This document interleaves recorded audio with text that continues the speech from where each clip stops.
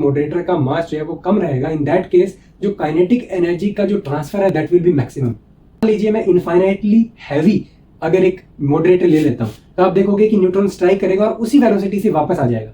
It means वो एक अच्छा मॉडरेटर नहीं है। वैसी बात है D2O एक अच्छा मॉडरेटर का काम करेगा।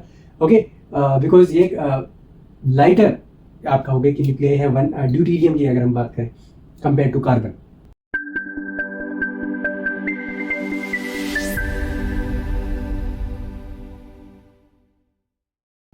अब हम डिस्कस करते हैं आपका नेक्स्ट एग्जांपल जो कि एग्जांपल 6.10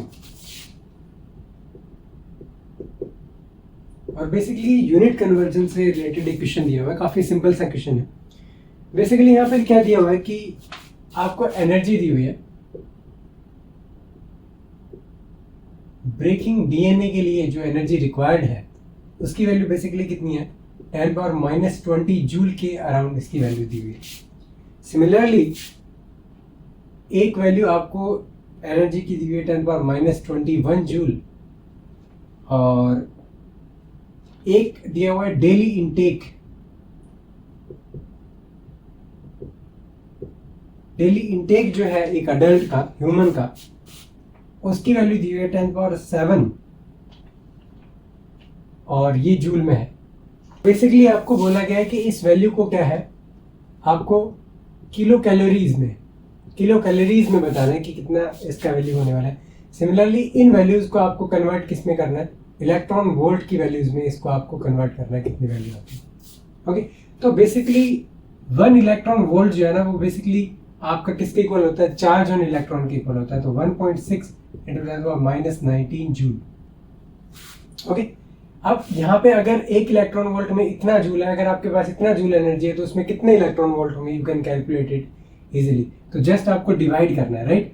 तो ई ब्रेकिंग डीएनए इसकी वैल्यू कितनी आ जाएगी आपकी, 10⁻20 डिवाइडेड बाई 1.6 × 10⁻19 और जो आप कैलकुलेशन इसकी करोगे तो it comes out to be approx 60 milli electron volt. Similarly अगर आप ई आपको दिया हुआ है 10⁻21 जूल तो इसकी वैल्यू देखिए कितनी हो जाएगी, इसकी आपकी वैल्यू 6 मिली इलेक्ट्रॉन वोल्ट हो जाएगी और एग्जैक्ट कैलकुलेट करोगे तो 6.2 आपकी वैल्यू निकल के आएगी, 6.2 MeV। सिमिलरली अब बात करते हैं किसकी, ये तो बात आ गई इलेक्ट्रॉन वोल्ट की। सिमिलरली मैंने आपको बताया था कि 1 कैलोरी जो है that is equal to 4.2 joule, या आप कहोगे कि 1 kilo calorie will be equal to 4.2 × 10⁻3 joule basically, right. तो यहाँ पे अगर 1 कैलोरी में इतना जूल है तो इतने जूल में कितना कैलोरी हो जाएगा, तो डिवाइड करना पड़ेगा, राइट। तो अगर आपको चेक करना है किसमें, डेली इनटेक में, राइट, तो E intake will be equal to you can say 10⁻7 divided by 4.2 into 10⁻3 और this will be in terms of kilocalorie। और जब आप कैलकुलेशन करोगे then it comes out to be 2400 kilocalories। तो बेसिकली डेली इनटेक जो है एक अडल्ट ह्यूमन का 2400 किलो कैलोरीज होता है। ओके, अब यहाँ पे एक मिसकंसेप्शन होता क्या है, जो फूड प्रोडक्ट्स होते हैं उसके ऊपर क्या लिखा रहता है आपका कि इसमें कितना एनर्जी है, तो एनर्जी बेसिकली उसमें लिखा रहता है फूड कैलोरीज के टर्म्स में।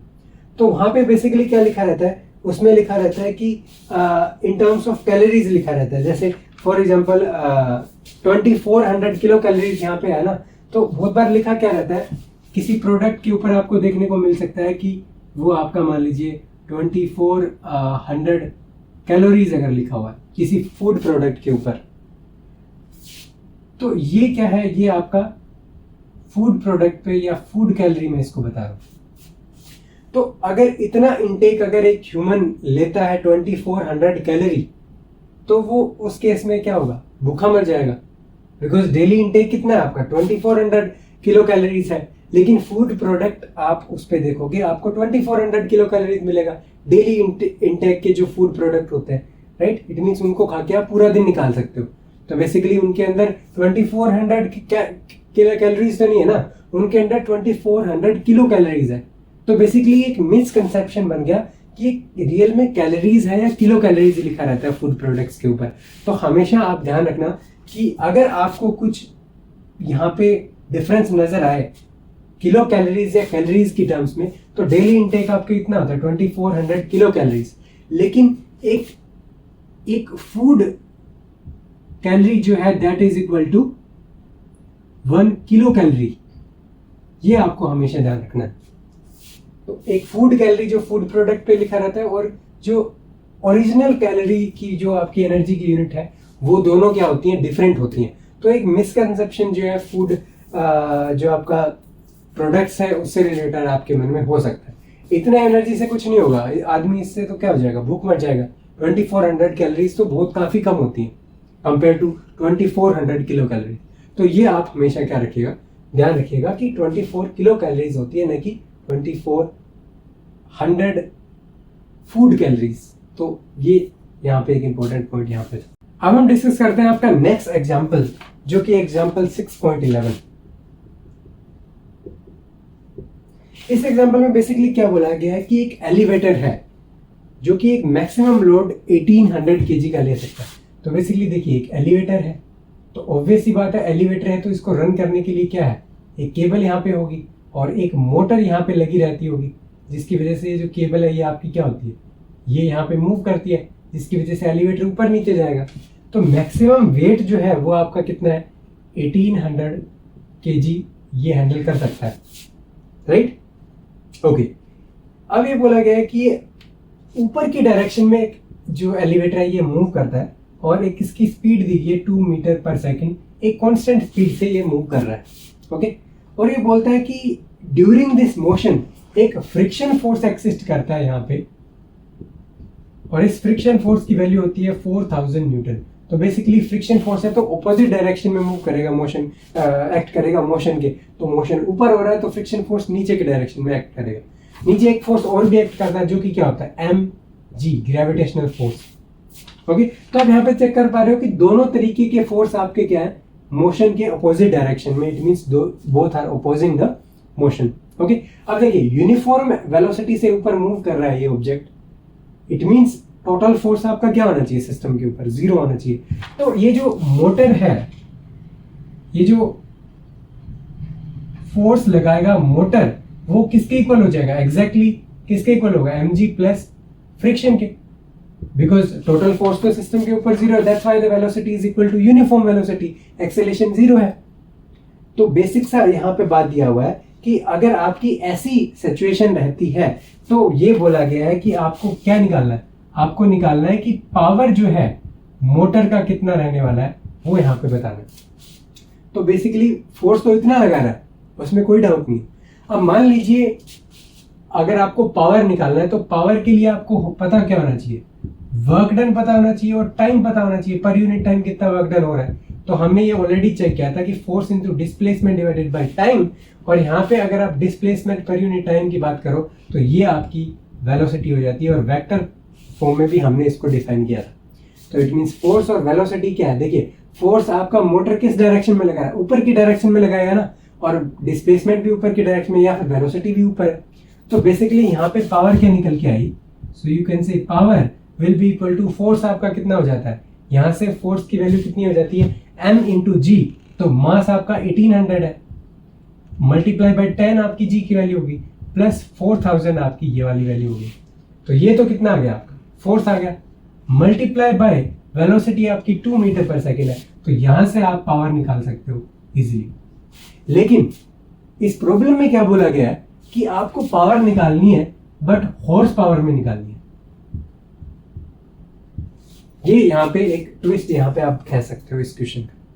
तो देख लिए हमने जब हॉर्स पावर को डिफाइन किया था, हमने बेसिकली बोला कि 1 हॉर्स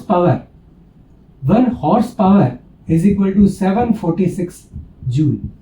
तो आपकी जूल पे वैल्यू आएगी, आप 746 से डिवाइड कीजिए तो हॉर्स पावर में आपकी वैल्यूज निकल के आ जाएंगी, राइट। तो यहां से कैलकुलेशन करोगे तो आपकी पावर निकल के आती है 59 हॉर्स पावर। ओके, तो काफी इंटरेस्टिंग प्रॉब्लम थी जहां पे आपको क्या है, पावर निकालना है। तो बेसिक सी बात है, यहाँ पे यूनिफॉर्म वेलोसिटी से मूव कर रहा है, टोटल फोर्स सिस्टम पे क्या होगा, 0 होगा। इट मींस जितना फोर्स अपोज करने में लग रहा है सिस्टम को, उतना ही मोटर ऊपर की डायरेक्शन में लगा रही है इसको मूव करवाने में। तो नीचे की डायरेक्शन में अपोज क्या कर रहा है, एमजी भी अपोजिट डायरेक्शन में है और फ्रिक्शन फोर्स भी नीचे की तरफ लग रहा है। It means total force motor कितना लगाना पड़ेगा, टोटल दोनों का सम निकालना पड़ेगा। अब बिकॉज ये वेलोसिटी से मूव कर रहा है तो मूव करेगा तो वर्क डन भी करना पड़ेगा और एक पर्टिकुलर टाइम लेगा वर्क डन करने में। तो फोर्स पर work done per unit time क्या होता है, बेसिकली पावर होता है। हमें पावर ही निकालनी थी जो कि फोर्स इंटू वेलोसिटी भी आपकी यहाँ पे हो जाती है। तो यहाँ पे फोर्स कांस्टेंट है, वेलोसिटी भी कांस्टेंट है, तो डॉट प्रोडक्ट आपका क्या होगा, theta is equal to 0 degree. और यहाँ से आपने पावर निकाला और हॉर्स पावर आपका इतना होता है, in terms of horse power आप पावर यहाँ पे निकाल सकते हो। अब हम डिस्कस करते हैं आपका नेक्स्ट एग्जाम्पल जो कि एग्जाम्पल 6.12।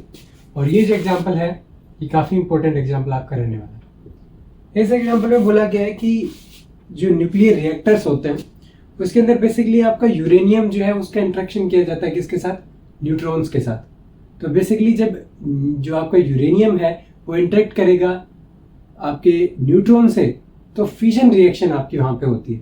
तो इनिशियली होता है क्या, बेसिकली न्यूट्रॉन्स जो है वो काफी ज्यादा काइनेटिक एनर्जी से निकलते हैं, तो उनको क्या करना पड़ता है, स्लो डाउन करना पड़ता है ताकि क्या है रिएक्शन को कंट्रोल किया जा सके। ओके, बिकॉज अदरवाइज रिएक्शन जो है वो एक एक्सप्लोजन में भी कन्वर्ट हो सकता है। तो कंट्रोल रिएक्शन वहां पे करना पड़ता है। तो इट मीन्स आपको जो न्यूट्रॉन्स हैं उनको क्या करना पड़ता है, स्लो डाउन करना पड़ता है। तो बेसिकली जो न्यूट्रॉन्स का वेलोसिटी जो है ना वो मान लीजिए 10⁻7 मीटर पर सेकंड के अराउंड है ना, तो उसको रिड्यूस किया जाता है ऑलमोस्ट 10⁻3 मीटर पर सेकंड के अराउंड वेलोसिटी से। तो आप देख पा रहे हो कि कितना ज्यादा वेलोसिटीज में चेंज आपका करना पड़ रहा है न्यूट्रॉन के केस में, राइट। तो अब देखिए इस चीज को करने के लिए काइनेटिक एनर्जी आपको क्या करना है, बेसिकली काइनेटिक एनर्जी आपको कम करना है। तो इस चीज को करने के लिए हम क्या एक कॉन्सेप्ट यूज करते हैं जिसके अंदर होता क्या है कि आपके ये जो न्यूट्रॉन्स हैं इनके रास्ते में हम क्या है एक मटेरियल या फिर एक जो सब्सटेंस है जिसको हम बोलते हैं मॉडरेटर, बेसिकली ये क्या कर देता है, ये न्यूट्रॉन्स की वेलोसिटी को कम कर देता है, राइट। तो इसके बाद यहाँ पे वेलोसिटी आपकी कम हो जाती है। तो बेसिकली मॉडरेटर में ना आपका 1H2 जिसको हम बोलते हैं ड्यूटीरियम बोलते हैं, और एक होता है आपका ग्रेफाइट और कार्बन आप कह सकते हो कार्बन। और बेसिकली कार्बन होता है क्या, ग्रेफाइट बेसिकली कार्बन से ही बना होता है, तो ये आपका ग्रेफाइट हो जाता है। और ड्यूटीरियम किस में यूज करते हैं, ये हम जो आपका हैवी वाटर होता है जिसको बोलते हैं D2O, और ये आपका ग्रेफाइट हो गया। तो ये दो सब्सटेंसेस हम यूज करते हैं एज ए मॉडरेटर। और मॉडरेटर का कंसेप्ट होता क्या है बेसिकली कि ये होती है आपकी इलास्टिक कोलिजन और हेड ऑन कोलिजन हम कंसिडर करेंगे। अब हेड ऑन कोलिजन की बात कैसे आई, हमने क्या देखा था कि अगर आपका एक ऑब्जेक्ट ये है, एक ऑब्जेक्ट ये है, ये रेस्ट में है और ये अगर इसके ऊपर स्ट्राइक कर रहा है तो बेसिकली D2O और ग्रेफाइट रेस्ट में रहते हैं और न्यूट्रॉन इसके ऊपर स्ट्राइक करता है। तो बेसिकली कुछ काइनेटिक एनर्जी ये इसको दे देगा। तो आफ्टर कोलिजन होगा क्या कि आपका न्यूट्रॉन जो है वो भी मूव करेगा और रेस्ट मास वाला जो ऑब्जेक्ट था वो भी मूव करेगा। तो ये आपका M1 था और ये आपका M2 था। तो V1 वेलोसिटी थी और V2 आपका क्या था, 0 था। इस केस में V1 प्राइम और V2 प्राइम है, ये आपका M1 है, M2 है। तो बेसिकली कह सकते हो कि आपका जो V1 प्राइम है वो आपका क्या हो जाएगा, V1 से छोटा हो जाएगा। इट मीन्स कुछ मोमेंटम ट्रांसफर, कुछ काइनेटिक एनर्जी ट्रांसफर हो गया इस मास के ऊपर। ओके, तो ये यहाँ से आप क्लियरली यहाँ पे देख पा रहे हो। ओके, अब जो हमने इलास्टिक कोलिजन में हेड ऑन कोलिजन का केस देख किया, हमने वहाँ पे कुछ स्पेशल केस कंसिडर किए थे हेड ऑन कोलिजन के, और वहाँ पे जब हमने कैलकुलेशन करी तो हमने देखने को क्या मिला, वहाँ पे हमें देखने को मिला कि V1 प्राइम जो है that is equal to M1 minus M2 divided by M1 plus M2 multiply by V1। Similarly V2 prime जो है that is equal to 2V1 M1 divided by M1 plus M2। Okay, एक हम factor यहाँ पे introduce करेंगे जिसको हम बोलते हैं काइनेटिक एनर्जी लॉस और गेन फैक्टर। ओके, सो यहाँ पे ये एक इंपॉर्टेंट चीज है, काइनेटिक एनर्जी गेन या फिर लॉस फैक्टर, इसको बेसिकली हम बोलते हैं कि काइनेटिक एनर्जी फाइनल कितना है और काइनेटिक एनर्जी इनिशियल आपका कितना है, तो ये एक फैक्टर ही आपका लॉस गेन फैक्टर हम इसको रिप्रेजेंट करते हैं। तो ये बेसिकली हो सकता है कि एनर्जी, काइनेटिक एनर्जी आपकी या तो लॉस हो जाएगी या फिर गेन हो जाएगी। तो देखिए इस केस में देखिए वेलोसिटी 0 था लेकिन नॉन जीरो वेलोसिटी है, तो इस केस में काइनेटिक एनर्जी गेन होगा और इस केस में काइनेटिक एनर्जी लूज हो रही है। ओके, तो आप बेसिकली कहोगे क्या कि देखिए टोटल काइनेटिक एनर्जी तो कंजर्व रहेगा, राइट। तो आप क्या कहोगे कि काइनेटिक एनर्जी आपका फर्स्ट ऑब्जेक्ट का plus kinetic energy second object का विल बी कांस्टेंट वैल्यू, और ये वैल्यू बेसिकली होगी किसके इक्वल, ये आपकी होगी किसके इक्वल, अगर मैं इसको इनिशियल कहता हूं, इसको इनिशियल और kinetic energy 1 final plus kinetic energy 2 final. तो ये कैसे बेसिकली आप कंजर्वेशन ऑफ आप बोल सकते हो काइनेटिक एनर्जी है। तो ये वाला टर्म तो आपका बेसिकली 0 है। तो अगर मैं इस टर्म को डिवाइड कर देता हूं तो आपको देखने को क्या मिलेगा कि kinetic energy 1 final plus kinetic energy 2 final and we divided by kinetic energy initial, okay, 1 will be equal to 1। तो बेसिकली आप यहाँ पे क्या चेक कर सकते हो कि दो फैक्टर निकल के आते हैं, तो इसको हम f से रिप्रेजेंट करते हैं बेसिकली। ओके, तो यहाँ से आप क्या कह सकते हो कि f1 plus f2 is equal to 1।